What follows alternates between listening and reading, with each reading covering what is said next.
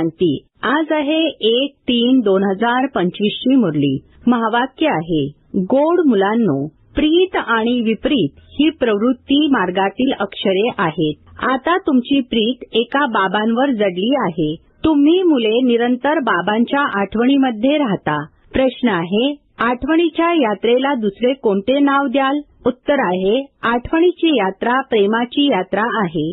विपरीत बुद्धी असलेल्या व्यक्तीला नावारूपामध्ये फसण्याची दुर्गंधी येते. त्याची बुद्धी तमोप्रधान होते.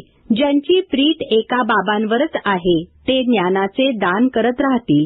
त्यांची कोणत्याही देहधारीवर प्रीत जडू शकत नाही. धारणेसाठी मुख्य सारांश.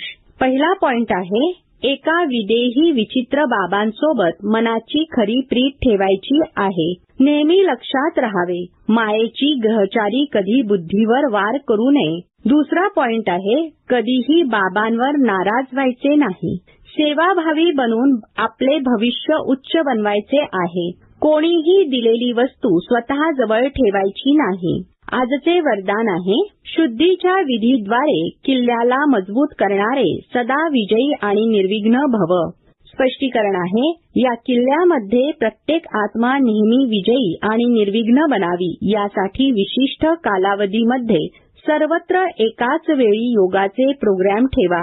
म्हणजे मग कोणीही या तारेला कापू शकणार नाही. कारण जितकी सेवा वाढवत जाल तितकी माया आपले बनविण्याचा प्रयत्न देखील करेल. त्यामुळे जसे कोणतेही कार्य सुरू करताना शुद्धीकरणाची विधी करता, तसेच संघटित रूपामध्ये तुम्हा सर्व आत्म्यांचा एकच शुद्ध संकल्प असावा.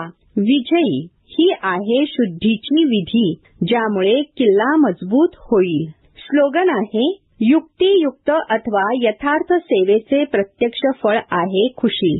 ओम शांती.